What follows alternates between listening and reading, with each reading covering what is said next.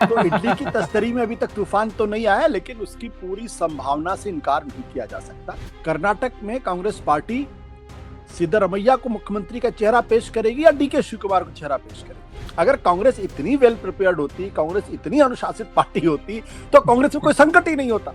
ये एक पहेली है जिसका समाधान तो राहुल गांधी, सोनिया गांधी और मल्लिकार्जुन खड़गे को करना है। यानी इस बैठक में कोई ना कोई सहमति बनी है। आलाकमान ने, यानी राहुल गांधी ने, सोनिया गांधी ने तय किया कि भाई आप दोनों लोग बैठ के एक फैसले पर तय कर लीजिए कि अब आप रास्ता छोड़िए, मैं कर्नाटक में कांग्रेस पार्टी को लीड करूंगा। डीके शिव कुमार खांटी कांग्रेसी हैं, उसके साथ साथ नेहरू गांधी परिवार के लॉयलिस्ट भी हैं। उन्होंने साफ तौर पर कह दिया कि DK Shivakumar is not welcome. अगर डीके शिव कुमार अगर बीजेपी ज्वाइन करते हैं तो मुख्यमंत्री पद के प्रबल दावेदार होंगे। तो डीके शिव कुमार अच्छी तरीके से जानते हैं कि आप जब तक कांग्रेस में हैं तब तक आप पार्टी के शिखर पे हैं, तब तक आपकी इज्जत है। ये कितने दिन तक ये शांति बनी रहती है, ये देखने की बात होगी।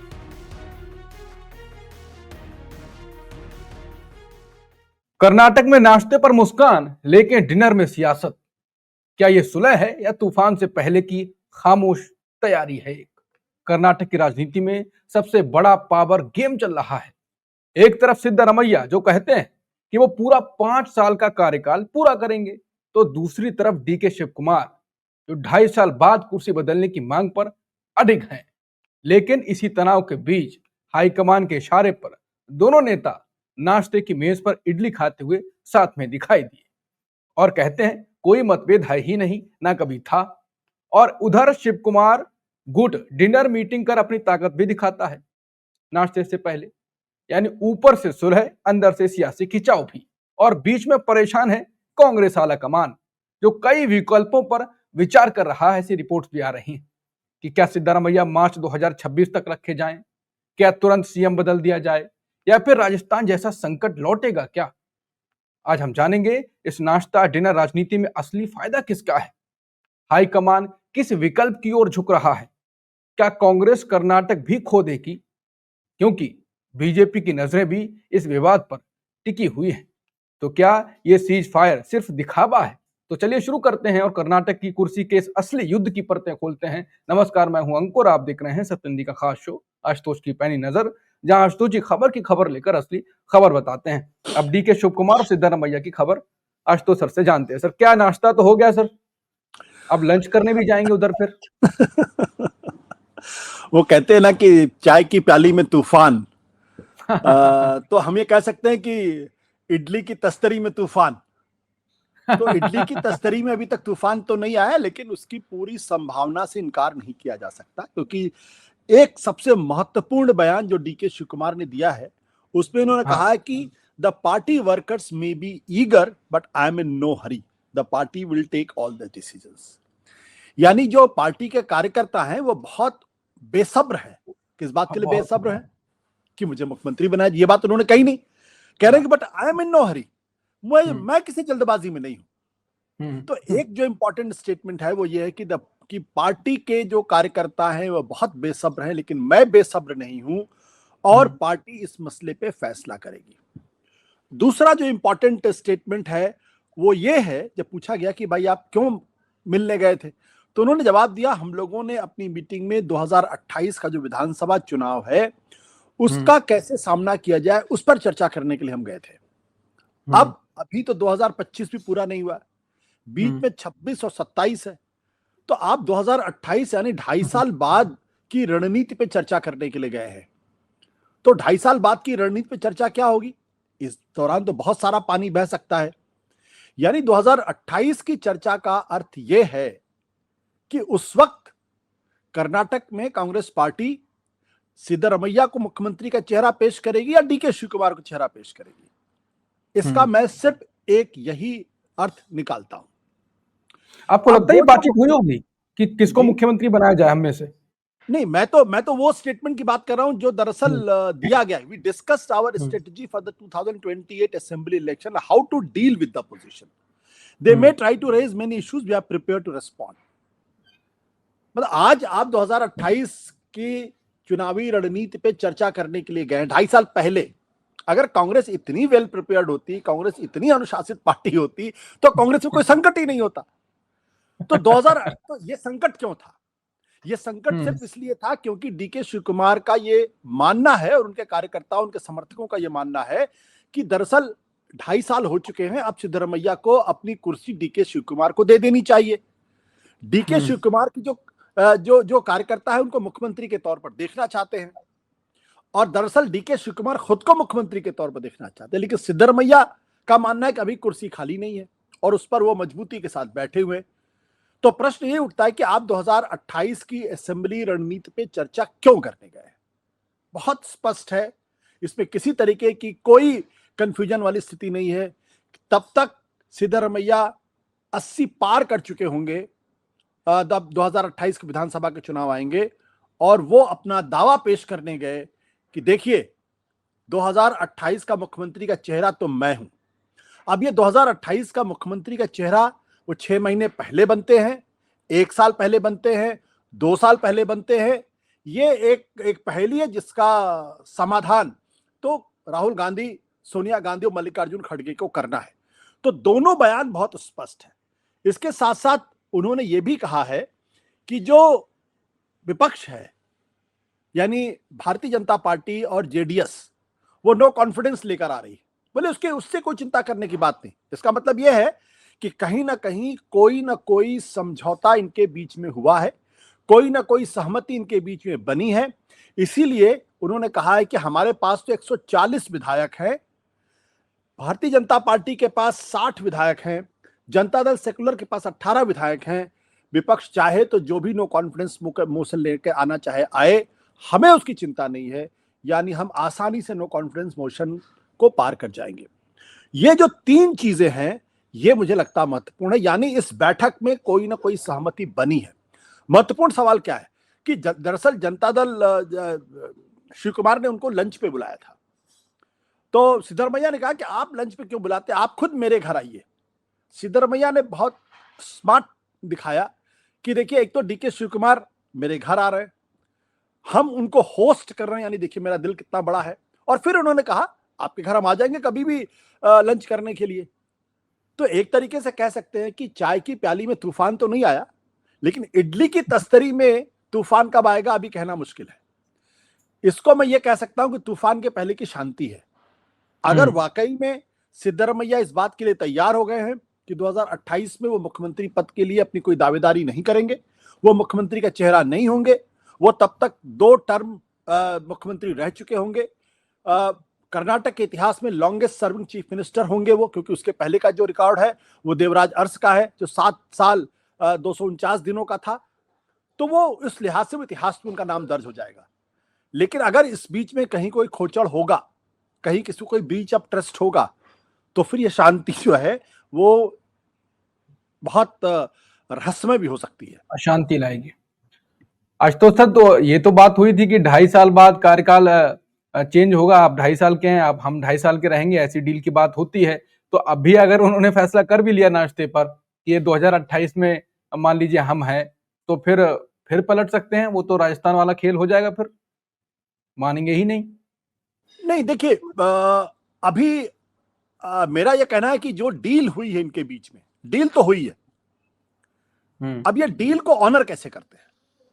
और फिर उन्होंने ये भी कहा कि भाई हाँ, मेरे कार्यकर्ता, मेरे समर्थक जल्दबाजी में, लेकिन मैं जल्दबाजी में नहीं, जो कुछ भी आलाकमान फैसला करेगा हम उसको मानेंगे। तो इसका मतलब यह है कि आलाकमान ने, यानी राहुल गांधी ने, सोनिया गांधी ने तय किया कि भाई आप दोनों लोग बैठ के एक फैसले पर तय कर लीजिए, फिर आप मुझे बता दीजिए।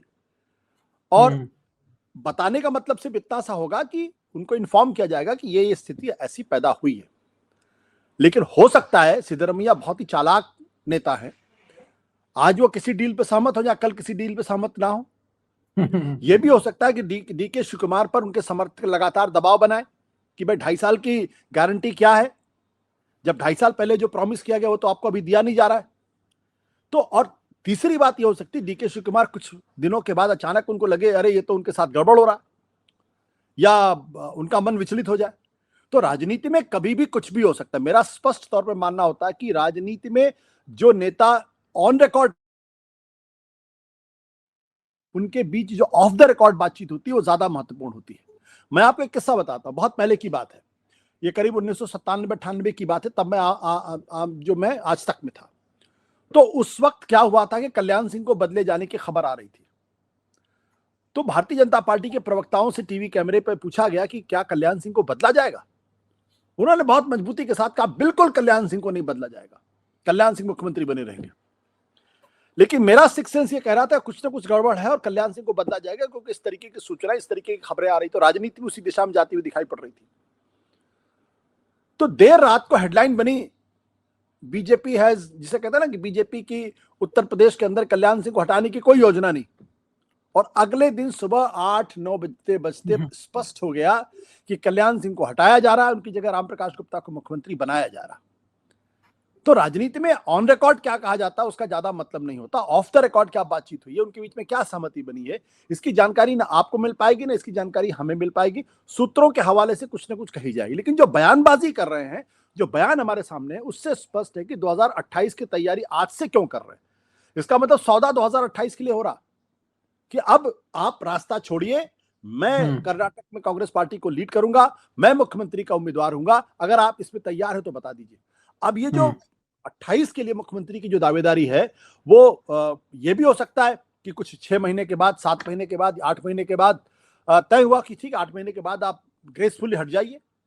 जैसे कि जब लाल कृष्ण आडवाणी के ऊपर ये दबाव बना था कि भारतीय जनता पार्टी में लीडर ऑपोजिशन के पद से हट जाइए 2009 के लोकसभा चुनाव के बाद, तो उनका इस्तीफा लिया गया।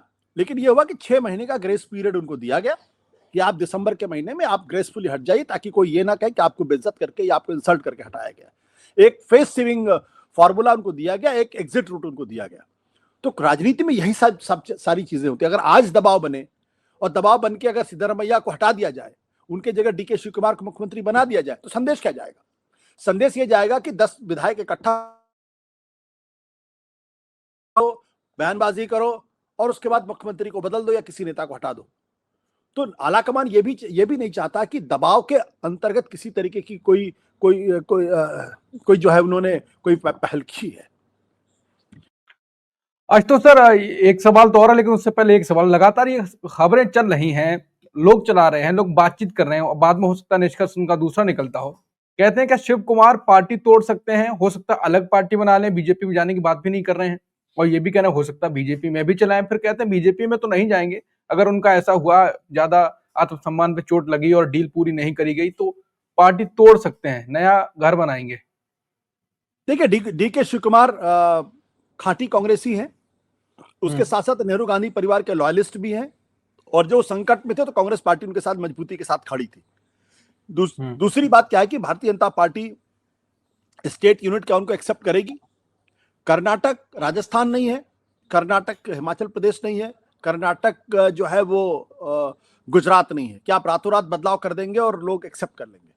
कर्नाटक की राजनीति की तासीर बिल्कुल अलग है, और जहां तक मेरी जानकारी है, कर्नाटक के जो मौजूदा प्रदेश अध्यक्ष है विजेंद्र, जो येदियुरप्पा के बेटे हैं, उन्होंने साफ तौर पर कह दिया कि DK Shivakumar is not welcome. दूसरी बात, अगर डीके शिव कुमार आते हैं तो जनता दल सेकुलर उसको भी ऑब्जेक्शन होगा, क्योंकि वो वकालिका की पार्टी है। और कर्नाटक के अंदर बीजेपी जो है वो कई धड़ों में बटी हुई है, तो इसलिए वहां संकट तो है। लेकिन डीके शिव कुमार को लेकर, क्योंकि उनको मालूम है अगर डीके शिव कुमार अगर बीजेपी ज्वाइन करते हैं तो मुख्यमंत्री पद के प्रबल दावेदार होंगे, और वो तमाम महत्वाकांक्षी नेता जो भारतीय जनता पार्टी में मुख्यमंत्री बनने के सपने देख रहे होंगे या देखना चाहते हैं, उनकी महत्वाकांक्षाओं पर ब्रेक लगेगा। तीसरी बात क्या है कि डीके शिव कुमार एक अच्छे कार्यकर्ता हैं, एक अच्छे ऑर्गेनाइजर हैं, अच्छे रिसोर्सफुल आदमी है, लेकिन वो मास लीडर नहीं है। तो पार्टी वही बनाता है जो मास लीडर होता है। येदियुरप्पा ने अपनी पार्टी बनाई, बीजेपी को नुकसान पहुंचाया। सिद्धरमैया ने कांग्रेस पार्टी ज्वाइन की और उन्होंने जो है जनता दल सेकुलर को नुकसान पहुंचाया। कल्याण सिंह मास लीडर थे, उन्होंने अपनी पार्टी उत्तर प्रदेश के अंदर बनाई और उससे बीजेपी को नुकसान हुआ। बीजेपी 17 साल तक उत्तर प्रदेश के अंदर सरकार में नहीं आ पाई। तो मास लीडर एक पार्टी बनाता है, लेकिन उससे वो मुख्यमंत्री बन जाएंगे। येदियुरप्पा भी मुख्यमंत्री नहीं बन पाए, तो कल्याण सिंह भी मुख्यमंत्री नहीं बन पाए थे। उमा भारती ने भी पार्टी छोड़ी थी, लेकिन वो भी मुख्यमंत्री नहीं बन पाई थी। तो डीके शिव कुमार अच्छी तरीके से जानते हैं कि आप जब तक कांग्रेस में हैं तब तक आप पार्टी के शिखर पे हैं, तब तक आपकी इज्जत है। अगर आप पार्टी छोड़ेंगे तो उसका क्या हश्र होगा किसी को मालूम नहीं। और हाल में दुनिया ने देखा, गुलाम नबी आजाद जब पार्टी छोड़कर अपनी पार्टी बनाई तो उनका क्या हश्र हुआ। आज वो कांग्रेस पार्टी में है तो डिप्टी चीफ मिनिस्टर है, कांग्रेस पार्टी में है तो सीधे राहुल गांधी से उनकी एक्सेस है, वो कांग्रेस पार्टी में है तो वो प्रदेश के अध्यक्ष भी है। क्या वो ये गंवाना चाहेंगे? क्योंकि अगर आप नई पार्टी बनाते हैं तो आपको नए सिरे से शुरुआत करनी पड़ेगी, सब कुछ आपको नया करना पड़ेगा, जो एक बहुत मुश्किल काम है। मुझे लगता नहीं कि वो इतने बेवकूफ आदमी है, वो इंतजार करना चाहेंगे, लेकिन हाँ, दबाव वो जरूर बनाएंगे। और इसलिए मैंने कहा कि बियॉन्ड अ पॉइंट ना तो सिद्धरमैया कोई दबाव बर्दाश्त करेंगे, ना ही डीके शिवकुमार बर्दाश्त करेंगे। तो ये एक तरीके की इसका सीज फायर है, ट्रूस है। ये कितने दिन तक ये शांति बनी रहती है, ये देखने की बात होगी। यानी कि आलाकमान के पास दिल्ली में जब आएंगे, ये तो कहा जा रहा है कि आलाकमान बुलाएगा दिल्ली में, उसके बाद फाइनल नतीजा घोषित कर दिया जाएगा कि डील हो गई। उससे पहले डील कर्नाटक में आज से शुरुआत हो गई है। बिल्कुल, यही अर्थ है पूरा इसका। बिल्कुल बिल्कुल। ठीक है, तो कुल मिलाकर डील की शुरुआत तो हो गई है। अब वही है जो आशुतोष जी ने कहा कि सीज फायर है। अब देखते हैं कि कितना लंबा चला पाए। शिव कुमार की भी राजनीति समझाई और टूटने की भी आपको समझाई, और बाकी इतिहास में भी है। कुल मिलाकर अब देखें कर्नाटक में जो सियासी भूकंप आया हुआ है वो कांग्रेस में, वो कितने दिनों बाद शांत होता है, या आज से शांति की शुरुआत हो गई है, या ये तूफान से पहले की शांति है। जो भी अब होगा उसके बाद हम आपको बताते रहेंगे। तब तक के लिए नमस्कार।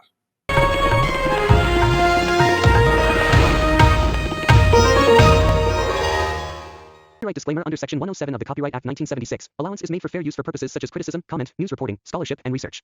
Fair use is a use permitted by copyright statute that might otherwise be infringing.